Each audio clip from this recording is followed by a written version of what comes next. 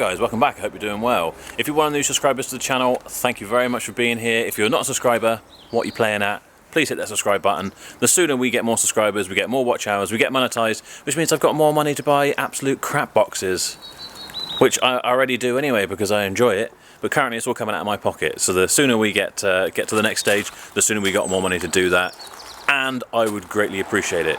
Today's video, I have bought what I think is probably the cheapest in the UK, maybe the world, BMW 7 Series E65, working with an MOT, that sort of thing. If you know of a cheaper one, then comment below and let me know that I'm wrong, but currently I'm claiming it.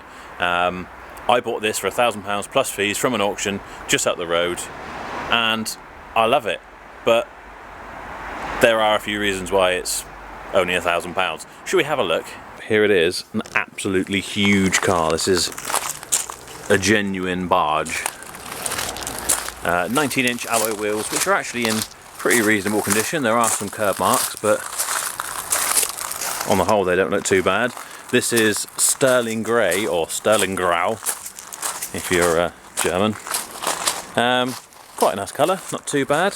It's a 2003, it's on 165,000 miles, and it's previously been owned by someone who fancied themselves as a bit of a Bob Ross, because I mean, this is nothing, but you can see there's been a bit of paint done there. Headlights definitely need a restore, don't they? And I think this, the back bumper, it's been out with a rat can, look at that. Professional job. I'll be completely honest, all of which pales in complete insignificance to this side. Oh my god. Yeah, that's filler just wanting to pop out, so God knows what's happened there, but they've done a bit of a filler repair themselves, and it doesn't look the best, and it kind of goes into this back door as well. I don't know how well it's going to show up, but yeah, it probably does show up pretty well. Someone's come in with a rattle can and just sprayed this area, and I mean, no doubt they stood back and they was like, yeah, that looks great, that looks absolutely banging. Oh, and actually the front arch as well, which looks like it's been painted by Stevie Wonder. The front bumper as well is looking the same way. It's kind of gone a bit crazed and hazed, or whatever the hell you'd call it. It doesn't have a bonnet badge. The wing mirror on the driver's side has definitely seen better days. When you've got your sort of high-end luxury barge, this is not usually what you want to see. Bit of a zip tie repair. This car's more about the inside, isn't it, than the outside. So let's check that out. Each of these have got a little light in the bottom of the door handle. Back in 2003, I bet that was top of the technology. So you basically end up with the armchair from your front room in here. These are supremely comfortable, electronically adjusted. And despite all these different, you kind of press the different section and then adjust it with this wheel in all different directions with memory settings, but it doesn't have heated seats, which seems like it's a bit of a crime really in something like this. But it does come with things like automatic wipers, automatic lights, cruise control. It's got quite a lot of options on the dash, which we'll go into. Your sport modes, because you've got one of these shifters that's on a stalk here, you change your driving modes via this. And what I never knew about 7 Series, and maybe you don't either, and this will be a lesson, these metal buttons on the steering wheel, I always seem to, they reminded me of like a pulse thing on a treadmill at the gym or something. So I assumed it was that, in its sense that if your thumb wasn't on there, you thought you were dying or having a heart attack. But no, they're the shifters, so down on the front and up on the back. Driver restraint system fault. Fog light, rear left. Restraint system, rear right fault. So I think driver's side seats have got some kind of airbag issues. Always what you want to see. And it's also telling me that the brake pads are worn down, and I need to have that problem checked out. Luckily, we can solve that pretty quickly. There are a few things missing that you would expect to be in here, and there's a few things in here that perhaps you wouldn't expect. So let's have a quick rundown of some of my favourites. It's not the most exciting of them. This is dual zone climate control, which perhaps back in the day was quite advanced, and as when you adjust the dials you can see the heats here. What's interesting is it's got different fan settings for each side, so you can have one side absolutely blowing crazy and then your passenger doesn't have to have any at all, which probably doesn't sound that exciting, but in most cars the fan speed is the same for both sides, but the temperature is different. This, you can control them individually on the fan speed. On the I don't even know what this is. I imagine some people might use it as an indicator stalk, but this is a BMW after all. So rather than use it for indicating, they're giving you these two buttons on here which control the two lower panels. So the one with the little thing on the left does the left hand one. We've got 21 miles range. We're in the fuel reserve. It's about as exciting as it gets. On the right hand side it's telling us range 21 miles. 30, oh, I've gone through the wrong one. 161,475 miles. That was, get it back round. That's your instantaneous MPG when you're driving along. And then your average, 32.8, which is pretty awesome for this car, which must be near enough 2 tons. Average speed. And then mileage and trip. This is one of the really early BMW MMI systems with this dial in the middle, and it's not the nicest to use. It's pretty complicated. I think to clear that I have to hit it, and then you just have to, there are no back buttons or anything, so you got to go, let's go entertainment, and I'll show you one of the features that I like, or I should say I would like, if I could get it to work. Let's go to video. Yeah, TV, although it doesn't show anything, and I imagine that's because it's analog and everything's switched to digital, and there is probably some kind of mod to make that work, which, you know, I probably won't do, to be fair, but it would be quite cool. It depends how much something like that costs, because how often are you really going to watch TV in your £1,000 7 Series? Probably quite a lot, actually. It does have the navigation option on here, but it doesn't have a disc, so you'd need to get a disc for that. I'm trying to see what else we've got. Got climate control options on there, but nothing too much more exciting. It does have Bluetooth though, I believe. I think, I could be completely lying because I haven't managed to set it up, but I've just seen other reviews that said they have it. The two cup holders in the front that have the tiniest little sliding covers, which quite honestly seem a bit pointless to me because they're not really closing off much there, but I suppose you could hide some coins in there if you really wanted to. Then of course we get onto what is probably my favourite feature. You've got these two little drawers here. Bottom one, that's where you probably should keep your coins or your cigars or whatever you have when you drive a 7 Series. And in this tray, it's your BMW mobile phone. Look at that. And watch this. It almost like throws it into your hand. This one is dead because it hasn't got any batteries in it, but you put rechargeable batteries in and it charges from here. This little button takes your full-size SD card. This just looks ginormous in today's terms. That goes back in there, and then you have, yeah, your BMW mobile phone should you need it, with its own SIM card in there. I guess a bit outdated for today's market because you can't use a handheld phone while you're driving, otherwise you're going to end up with points and a ban. But BMW must have seen the future and realised that you wouldn't always want to use your mobile phone here. You could keep that stashed away in the drawer and instead have a very modern keypad pop out, which you can type your numbers in and call, and it's going to work through your speakers. I assume everything needs to have batteries and your SIM card in, which we haven't got, but absolutely we should do and find out if it still works, because we're pretty mega in my opinion. It's got this huge armrest which opens up. It's not a fridge, which is slightly disappointing, but it does have a vent in here so you could cool it. You've also got a button which switches across to lock your boot. I guess if you're being chauffeur driven around London and you've got your suitcase, Samsonite case full of diamonds in the back, you don't want anyone getting at that in traffic lights, do you? Although I imagine surely it locks when you drive away anyway, which you would have on, but I don't know, there's a separate switch for it should you want it.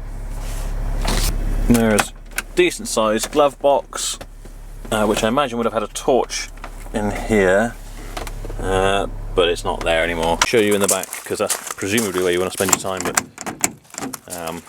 that one doesn't open. Let's go to the other side. Absolutely huge rear seats. Yeah. See, this is what a 7 Series is mainly designed for, I suppose, being absolutely comfortable in the back and being chauffeur driven, although I guess that's not what actually most people do with them. But it would be nice. So it is pretty cushy in the back here. You've got this fold down armrest, which comes complete with this huge compartment, which free mold in there. There's a switch on the side of it, of an up and down, which I assume perhaps when the engine's on you can adjust the arm height for maximum comfort. No blinds in this one. That's, you know, I think with some of the higher end versions, this being the 730D and it being a 7 Series, despite that, this is pretty much the Povo spec. I don't know what it goes up to, but I think you get like the 760 SI or Li or whatever. They'll do this on a long wheelbase, a V12 5 or 6 litre or something. We've got blinds in here and heated massage seats and all that sort of stuff. This hasn't got it. This is very much base spec, which is a bit of a oxymoron really, buying such a premium car, I suppose, to be driven in, and why you choose this over a 5 Series if you're not going to have it absolutely spec'd out to the max. I don't know, maybe we'll find out when we get out on the road, but all I can say is this one doesn't have the blinds, it doesn't have entertainment systems in the back of the seats or any of that sort of stuff. It is literally just the back of a car. You do have your own heater controls and a mirror in here, hello, which you can angle to wherever you want, I guess, for whatever reason. With lights, I guess it's for checking yourself out in the back when you're on your way to your ball, your Met Gala or something, and you want to make sure that you're looking good. The back of this car is absolutely huge, as is the boot. So there is a button on here to pop the boot, which kind of slightly raises it. A lot of these have got the electronic opener, but this one doesn't, sadly, or if it did, it's been removed. Got a couple of books, some fitted mats, which are not in too bad condition actually, they might clean up. Got a full-size spare alloy wheel, it's always nice to see. Style 126 these, I believe, after I've done a bit of research. It's reasonably clean in here. Looks like that's the battery under there. Not the most convenient of places to get to. I saw something in here about... Oh, yeah, here's your fuel cap pull cord, should that ever stop working. I assume, yeah, if that ever stops working, you can pull a cord. Let's try it. I've got to try it now. Oh, I can't do it, I'm just cutting my hands. And apparently there's also a switch in here to turn the battery isolation off. Yeah, there it is. I don't know if you can see that. If you really want to, you can isolate the power from your battery there, which I guess is easier than getting into this area to just take a terminal off. Okay, there's a navigation system. If you wanted to get a disc, it would go in there, I guess, not in the front.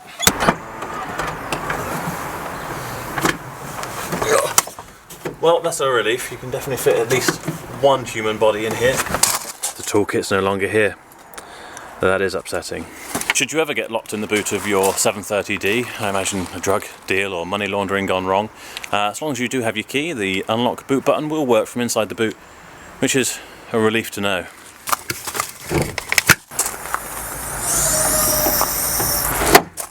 Well, there it is, the 3 litre straight 6 turbo diesel, which looks in reasonably good condition. There's not absolutely tons of oil around this.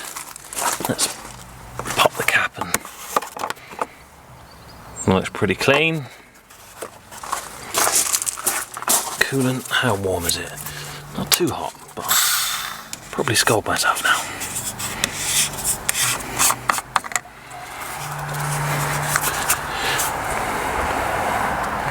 Coolant's nice and clean. So that's the car. I guess we need to get on the road and find out whether it drives better than it looks. It's not really setting the bar very high, is it? But let's get out and try it.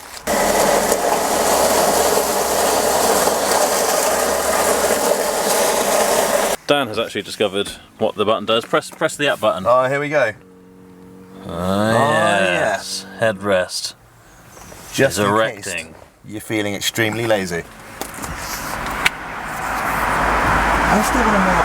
I bought this car because I've never owned one, and that's the beauty of this job.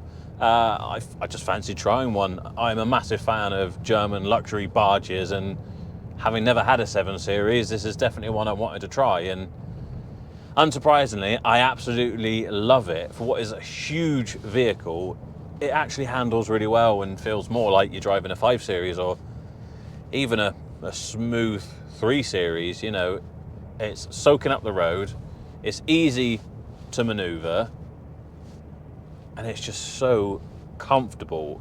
It just wafts along the road with minimal input. I drove this to Porsche in Cribbs Causeway yesterday, which for me is about an hour and a half round trip. And normally, getting out of a car, no matter what it is, what I'm used to, my Range Rover Sport or anything like that, I would get out and I'll have a bit of a shift around and kind of loosen up my back again. And this, I felt like I'd just got in the car 10 minutes ago and popped down the road. It really does just, I don't know whether it's the suspension or it has some kind of hydraulics which keep it level around the corners. Maybe that helps.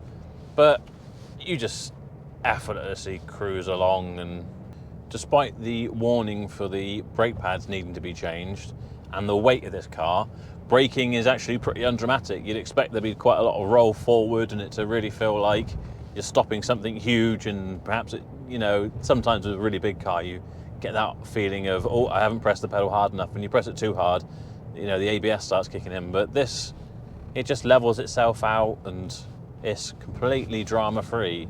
It's not double glazed, which is a shame. I think that would have really added something to this car, given it a bit of extra insulation from road noise, things like that. But it's far from noisy in here. Despite being a diesel engine, it's very quiet, and the revs are rarely getting high enough that you're really noticing the engine, especially if you've got your radio on. The passenger's window, which you won't be able to see now,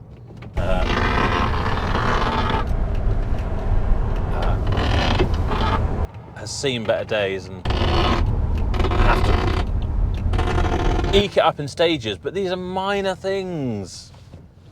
We're not going to hold this against the car. Performance-wise, this is meant to be about 215 horsepower car, and it should do 0 to 60 in 7.5 seconds. Although I feel like we're not going to get a chance to really test that today, because I think this car has definitely got a bit of a clogged EGR or maybe a boost leak or something, because it feels a little lazy. Putting your foot down, it definitely feels restricted until it gets to a certain point, and then there is a surge of power. So that's definitely going to need to be looked at, but I really don't think it's anything too drastic at all. It's not throwing up a warning light at all. I think it's more than likely EGR, this being a big diesel engine, and just cruising about. This is not the sort of car you put your foot down and try and do your 0 to 60 in 7.5, because normally you're just trying to drive around as smooth as possible, and that is the reason you've bought this car. But for what it is, it certainly doesn't feel slow. It feels like it's quick enough to get you out of trouble and to get you to where you need to be comfortably. And at the same time, it is reading out currently that we are averaging 33 miles per gallon, and this should do about 43, 45 on the motorway, which again I think is incredible for this engine and car. And for what it's going to be used for is mainly probably going to be on the motorway, just cruising along. So it's really economical, in my opinion, for what the car is. It's a real shame the car isn't spec'd with heated seats. For me, that would be a massive added bonus. Talking about my bad back, poor old man.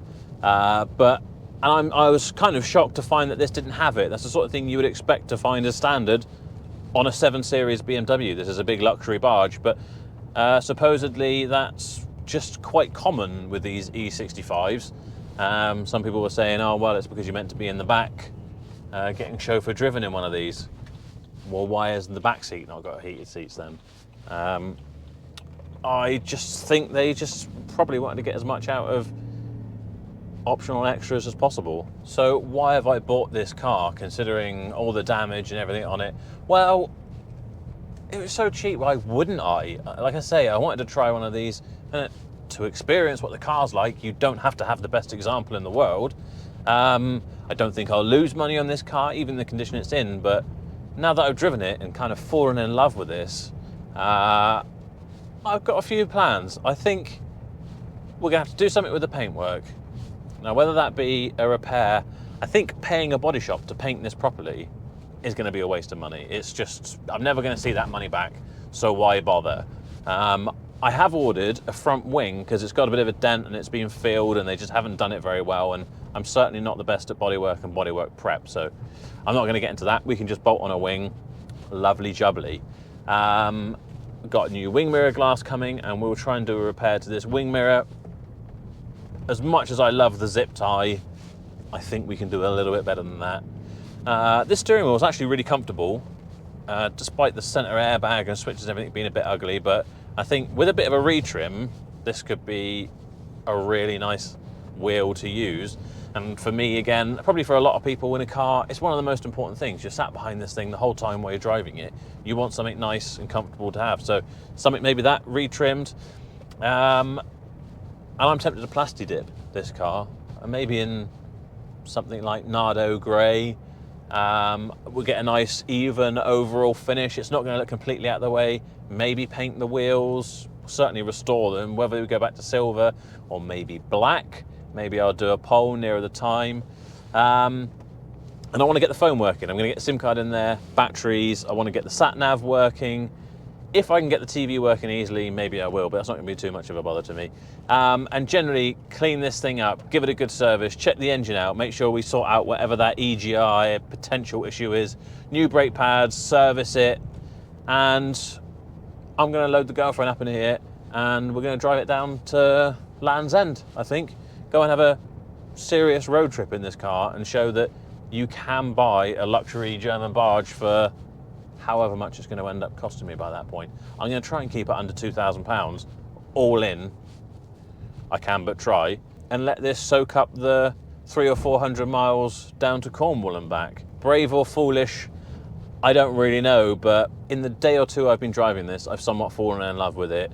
The girlfriend keeps saying she wants to do road trips, so what better than a big luxury barge if I can get her to drive it and I can sit in the passenger seat or in the back. It's going to be heaven. And actually, if you're watching this video and you got this far, maybe you should let me know that once this car's done, maybe there's some challenges we could do with the car on the way down to Cornwall and back, or maybe there's some places that you really love in Cornwall that we should go and visit, and we'll try and fit them in. And if I haven't already begged you enough to please subscribe to the channel, then this is me just getting on your nerves even more. Every subscribe really helps, every watch really helps, all the likes, comments. I'm really hoping we'll get to the point where we can get monetized. You know, fingers crossed the channel takes off, we'll get a bit more money coming in, and we'll just pump it all back into projects and stupid ideas to do with cars. So yeah, please do like, comment, subscribe. I really hope you guys enjoyed the videos. Thank you so much to all the subscribers who've joined up with Shifting Metal recently. Stick around and I'll see you in the next video.